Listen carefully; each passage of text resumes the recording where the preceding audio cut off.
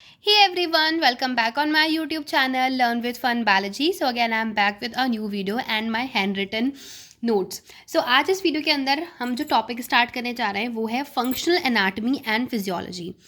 अब किसकी हम फंक्शनल एनाटॉमी और फिजियोलॉजी पढ़ने वाले हैं? बोन की, जॉइंट्स की और स्केलेटल मसल की.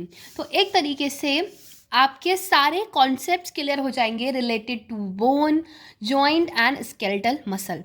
सबसे पहले जो टॉपिक मैं स्टार्ट कर रही हूँ वो है बोन. तो सबसे पहले बात आती है कि हमारी जो बोन है वो कितने टाइप की होती है.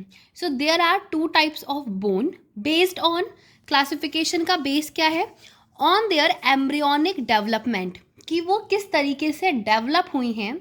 इसके अकॉर्डिंग इसको दो पार्ट्स में डिवाइड किया गया है. पहला पार्ट है फ्लैट बोन्स, जैसे कि फॉर एग्जांपल जो हमारी स्कल की बोन है वो होती है फ्लैट बोन्स.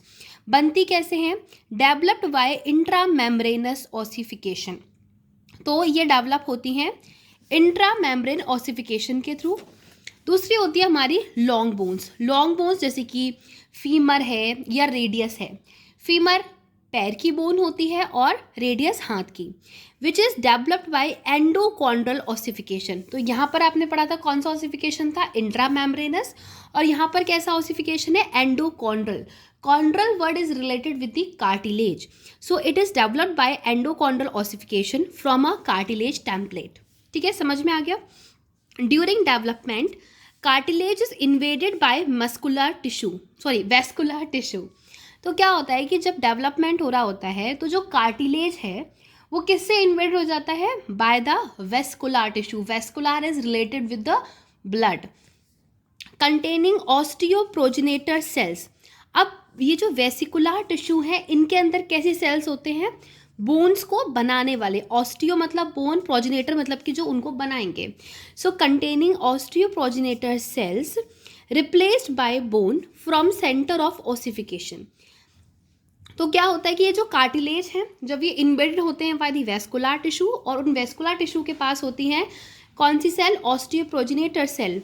तो ये रिप्लेस हो जाते हैं बाय बोन. मतलब जो कार्टिलेज है वो रिप्लेस हो गया in the bone from centre of ossification. Now आगे बढ़ते हैं.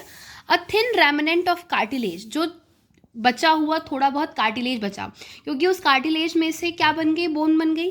बट थोड़ा बहुत कार्टिलेज जो बचता है उसको कहते हैं हम ग्रोथ प्लेट, या उसे कहते हैं एपिफाइसिस. आपने ये नाम ज़रूर सुना होगा. तो अब प्रॉपर समझ में आया कि बोन का डेवलपमेंट कैसे होता है. सो a thin remnant of cartilage called a growth plate or the epiphysis remains at each end of the long bone. जो लंबी बोन्स होते हैं जैसे कि फीमर है या रेडियस है, तो इनके दोनों एंड पर थोड़ा थोड़ा सा कार्टिलेज के रेमिनेंट होते हैं और उस कार्टिलेज के रेमिनेंट को हम बोलते हैं एपिफाइसिस.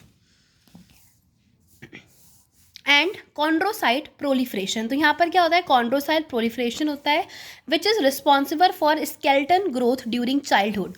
तो ये आपको ध्यान रखना है कि जब बच्चे होते हैं, ये आपने हमेशा कॉन्सेप्ट सुना होगा कि जो ग्रोथ होती है, जो लंबाई बढ़ती है, जो बोन्स की लंबाई बढ़ती है, वो कब तक बढ़ती है?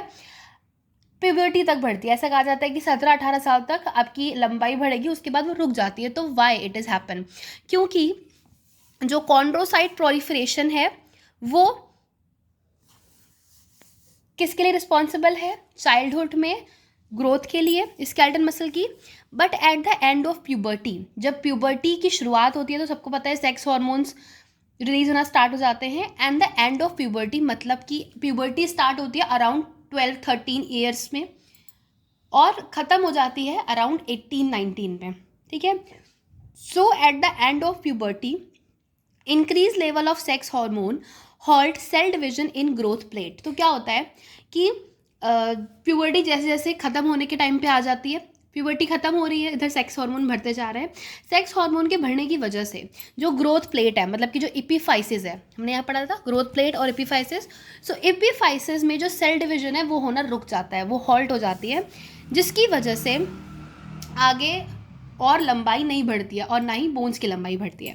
Cartilage remnant then disappear as the epiphysis fuses. तो जो कार्टिलेज रेमिनेंट थे, जो एपिफाइसिस थे, वो डिसअपियर हो जाते हैं, वो फ्यूज हो जाते हैं. एंड लॉन्गिट्यूडनल ग्रोथ सीज, और यहाँ से जो लंबाई बढ़ने की जो एक उम्मीद होती है वो यहाँ पर रुक जाती है. ठीक है, क्योंकि बोन्स की लॉन्गिट्यूडनल ग्रोथ जो है वो यहाँ से रुक जाती है। तो आई होप कि आपका जो बेसिक कॉन्सेप्ट था वो ज़रूर क्लियर हुआ होगा इस वीडियो में।